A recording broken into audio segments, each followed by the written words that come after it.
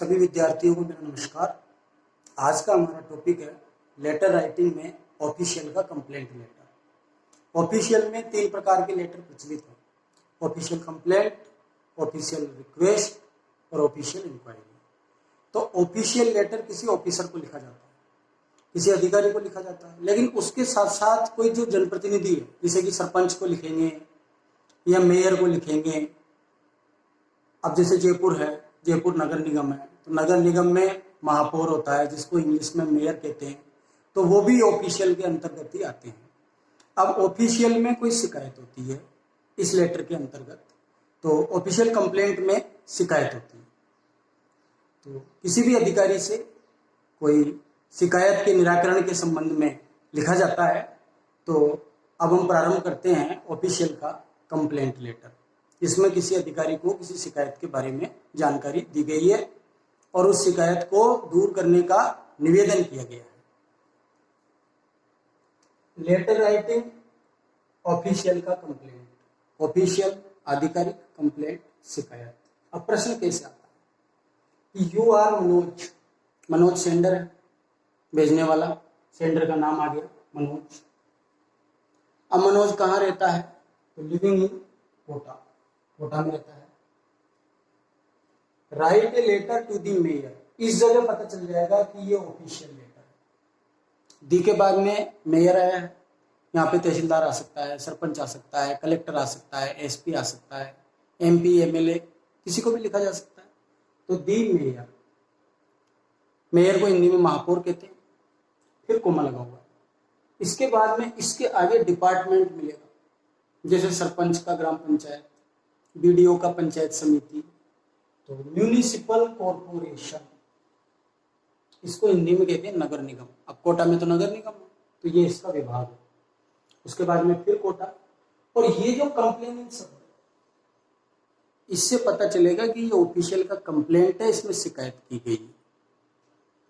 फिर इसके बाद में यहाँ पे अबाउट भी मिल सकता है, अगेंस्ट भी मिल सकता है, ऑन भी मिल जाता है, और कई बार हो सकता है कि स्टूडेंट को खुद को पता लगाना पड़े, इनमें से कोई शब्द नहीं दिया गया हो, तो जो कंप्लेंट वाली लाइन होती है वो स्वयं को भी देखनी पड़ती है कई बार। तो complaining about broken drains in your colony, कि आपकी कॉलोनी में ब्रोकन, टूटी हुई ड्रेन्स नालियां। अब ये बात चल रही है कोटा की, कोटा नगर निगम, कोटा में मेयर है, मेयर का जो डिपार्टमेंट है वो है म्यूनिसिपल कॉर्पोरेशन। अब म्यूनिसिपल कॉर्पोरेशन के मेयर को ये शिकायत की गई है कि कॉलोनी में नालियां टूटी हुई है। कॉलोनी में नालियां टूटी हुई है तो उसका परिणाम क्या होगा? गंदा पानी सड़कों पर आएगा, बदबू फैलेगी, मच्छर पनपेंगे, बीमारियां फैल सकती हैं, कॉलोनी वासियों का जीवन खतरे में है। तो इस प्रकार से ऑफिशियल कंप्लेंट की लैंग्वेज सेट होगी। तो इसमें जो डाटा दिया गया है वो इसमें से लेना है, और जो डाटा इसमें नहीं होता है वो अपनी तरफ से सेट करना होता है। मैं एक बार फिर आपको बता दूं कि मनोज सेंडर है, कोटा में रह रहा है। दी मेयर, इसको आप अधिकारी मानिए, और म्यूनिसिपल कॉर्पोरेशन, इसको डिपार्टमेंट मानिए। फिर कोटा और ऑफिशियल, तो दी मेयर से ही पता चल गया। इसके बाद कंप्लेनिंग आ गया, मतलब कंप्लेंट भी है, और अबाउट के बाद में विषय आ गया कि किस विषय पर कंप्लेंट है, किस विषय पर शिकायत है। अब इसका उत्तर लिखना सीखेंगे कि ये इस प्रकार का प्रश्न आता है तो इस लेटर राइटिंग का आंसर कैसे लिखा जाता है।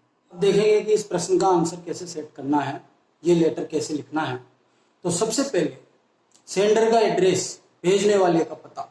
अब मकान नंबर और कॉलोनी तो प्रश्न में दिया गया नहीं था, तो अपनी तरफ से सेट कर दिया 45 रामनगर। स्थान प्रश्न में दिया गया था कोटा, तो ये 45 रामनगर कोटा, ये दोनों लाइनें मिलकर के हो गई सेंडर का एड्रेस, भेजने वाले का पता। अब इसके बाद में दूसरे नंबर पर दिनांक, आज लिख रहे हैं तो आज की दिनांक, तो दूसरे नंबर पर दिनांक आ गई 23 अगस्त 2020। अब तीसरे नंबर पर आता है रिसीवर का एड्रेस, इसको प्रश्न से ही सेट करना है। तो इसमें 3 पंक्तियां भरी जाती है। तो पहली पंक्ति में दी मेयर, ये प्रश्न में दिया गया था। उसके नीचे म्यूनिसिपल कॉर्पोरेशन, ये भी प्रश्न में दिया गया था। और उसके नीचे कोटा, ये भी प्रश्न में दिया गया था। तो दी मेयर, म्यूनिसिपल कॉर्पोरेशन और कोटा, ये तीनों लाइनें मिलकर के हो गई रिसीवर का एड्रेस, प्राप्त करने वाले का पता। अब प्राप्त करता तो मेयर है। चौथे नंबर पर सब्जेक्ट लिखेंगे, सब्जेक्ट को पूरा नहीं लिखते हैं, SUB और अबाउट के बाद से पूरा उतार देंगे। प्रश्न में अबाउट के, अगेंस्ट के या ऑन के बाद में जो पंक्ति है उसको पूरा उतार देंगे। उसमें एक चेंज करना है, ब्रोकन ड्रेन्स इन योर का करना है our, broken drains in our colony, क्योंकि पहले तो था तुम्हारी कॉलोनी में, वो तो प्रश्न था, अब ये आंसर है आवर।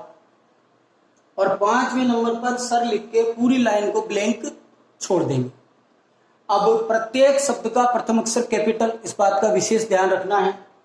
राम का आर, नगर का एन, कोटा का के, अगस्त का ए, डी का टी, मेयर का ए, म्यूनिसिपल का एम, कॉर्पोरेशन का सी, फिर कोटा का के, सब्जेक्ट का एस, सर का एस, और ये जो लाइन बीच में से सेट करी है अबाउट के बाद से, तो वहां तो ब्रोकन का बी स्मॉल था, लेकिन यहाँ ब्रोकन का बी कैपिटल लेटर में सेट होगा, क्योंकि अब ये नई लाइन बन गई है।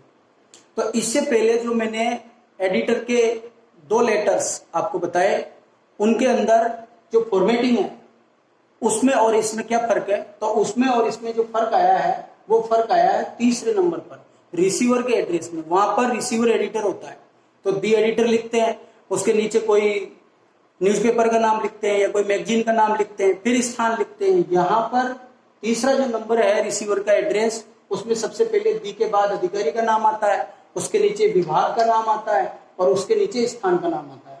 तो मैं फिर से एक बार आपको बता दूं कि 45 रामनगर कोटा सेंडर का एड्रेस, 23 अगस्त 2020 डेट, दी मेयर म्यूनिसिपल कॉर्पोरेशन और कोटा रिसीवर का एड्रेस, 4थे नंबर पे सब्जेक्ट जो प्रश्न से सेट होता है, और 5वें नंबर पर सर। अब इसके बाद आगे इसका अगला भाग देखेंगे, कम्युनिकेशन। स्टूडेंट्स को सबसे ज्यादा प्रॉब्लम आती है कम्युनिकेशन के पार्ट में, कि जो 60 शब्द की वर्ड लिमिट है उसको कैसे पूरा करें। तो इसके लिए फिक्स लाइंस की आवश्यकता होती है।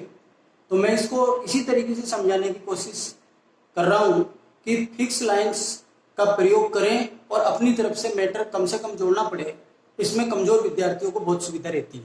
तो अब देखेंगे 6ठा नंबर, कम्युनिकेशन ऑफिशियल के कंप्लेंट लेटर का। तो I want to draw your kind attention, ये आई से लेके अटेंशन तक ऊपर की लाइन फिक्स है, ये मैंने सिंगल इन्वर्टेड कोमा लगाया है कि मैं आपका ध्यान आकर्षित करना चाहता हूं। फिर इसके बाद में टू लगा देना है, टू प्रीपोजिशन होता है। इसके बाद में सब्जेक्ट उतार देना है, प्रश्न से उतारना है सब्जेक्ट को, उसके पहले आर्टिकल दी सेट कर लेना है, इससे भी एक शब्द बढ़ जाएगा। तो आई से लेके अटेंशन तक की लाइन फिक्स है, इसके बाद टू लगाना है, फिर टू के बाद सब्जेक्ट उतारना है, सब्जेक्ट के पहले दी का प्रयोग कर लेना है। इसके बाद में 3-4 पंक्तियां अपनी तरफ से जोड़ देनी है ब्रोकन ड्रेन से संबंधित। The drains are broken at many places, अनेक स्थानों पर नालियां टूटी हुई हैं। Dirty water flows on the roads, गंदा पानी सड़कों पर बहता है। डिजीजेज में ब्रेकआउट, अब इसका रिजल्ट क्या हो सकता है कि बीमारियां फैल सकती हैं, ब्रेकआउट।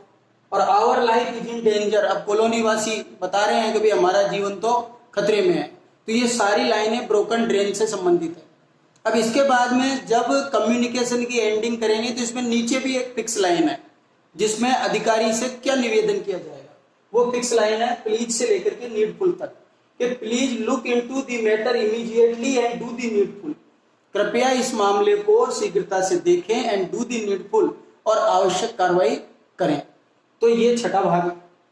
ऊपर आई से अटेंशन तक फिक्स है, इसके बाद टू लगाना है, टू के बाद सब्जेक्ट जोड़ देना है, सब्जेक्ट के पहले दी आर्टिकल का प्रयोग कर देना है, फिर 3-4 पंक्तियां भरनी है, और नीचे प्लीज से नीडफुल तक फिक्स लाइन है, और बीच में 2-3 पंक्तियां आपको जोड़नी है अपनी तरफ से उस सब्जेक्ट से संबंधित। फिर इसके बाद में 7वें नंबर पर थैंकिंग यू का प्रयोग होता ही है, थैंकिंग का टी कैपिटल है। 8वें पे योर्स फेथफुली, तो योर्स का वाई तो कैपिटल रहेगा, फेथफुली का एफ तो स्मॉल ही रहेगा। उधर एडिटर के लेटर में आता था योर्स ट्रूली, ऑफिशियल में आता है योर्स फेथफुली। और 9वें नंबर पर सेंडर का नाम अगर प्रश्न में दिया हुआ है तो इसमें तो दिया गया था मनोज, तो मनोज लिख दिया और मनोज का एम कैपिटल कर दिया। अब स्टूडेंट्स को, विशेष तौर से जो वीक स्टूडेंट्स हैं, उनको तो लेटर राइटिंग को इस तरीके से समझना चाहिए कि इसमें वो मैक्सिमम मार्क्स प्राप्त कर सकें फॉर्मेटिंग के आधार पर। अब मैं एक बार दोबारा इसको रिवाइज करता हूं। जैसे सबसे पहले सेंडर का एड्रेस है, फिक्स याद कर लिया कि 45 रामनगर, एक स्थान का नाम भी याद कर लिया कोटा। अब अगर इनके अलावा और कुछ आता है तो वो डाटा पर्सन से सेट करना है। दूसरे नंबर पर डेट, अब तीसरे नंबर पर जो कुछ भी लिखना है वो प्रश्न में दिया गया होगा, चाहे स्टूडेंट को उसका हिंदी नहीं आए। दी मेयर, फिर कोमा लग रहा था, म्यूनिसिपल कॉर्पोरेशन, फिर कोमा लग रहा था, कोटा, उनको 3 पंक्तियों में सेट करना है। चौथे नंबर पे सब्जेक्ट, तो सब्जेक्ट अबाउट के बाद से, चाहे विद्यार्थी को उसका अर्थ ही नहीं आए, अबाउट के बाद से ऐसे कैसे उतार दो, योर का कर दो आवर, फिर इसके बाद में सर। फिर जो कम्युनिकेशन है उसमें मैंने आपको बताया ही है कि लगभग इसमें आधे शब्द तो फिक्स हो गए, 30 शब्द तो फिक्स हो गए भाई। आई से अटेंशन, फिर टू के बाद सब्जेक्ट जोड़ना है, फिर नीचे ये प्लीज से नीडफुल, ये तो फिक्स हो गए। और लगभग 3 पंक्तियां मिनिमम इस लेटर में जोड़नी पड़ेंगी। इसके बाद में थैंकिंग यू, फिक्स फॉर्मेटिंग है, 7वें नंबर पे आएगा ही। 8वें नंबर पे ऑफिशियल लेटर्स में आगे भी जो 2 ऑफिशियल लेटर्स मैं आपको बताऊंगा, ऑफिशियल का रिक्वेस्ट और ऑफिशियल का इंक्वायरी, मतलब जहां ऑफिशियल शब्द आ गया वहां 8वें नंबर पे योर्स फेथफुली, और 9वें नंबर पर सेंडर का नाम नहीं दे रखा है तो अपनी तरफ से किसी नाम का प्रयोग करेंगे। तो लेटर राइटिंग मैंने आपको पहले भी बताया था कि कक्षा 10 में तो 5 अंक का है और कक्षा 12 में 7 अंक का है। तो लेटर राइटिंग में कमजोर से कमजोर विद्यार्थी भी फॉर्मेटिंग और फिक्स लाइंस के आधार पर ज्यादा से ज्यादा अंक प्राप्त कर सकता है, कहीं कोई गलती नहीं होगी। कई बार तो हिंदी अर्थ नहीं आने का भी कोई प्रभाव नहीं पड़ता है, जैसे कि मैंने आपको बताया कि अबाउट के बाद से सब्जेक्ट उतार देना।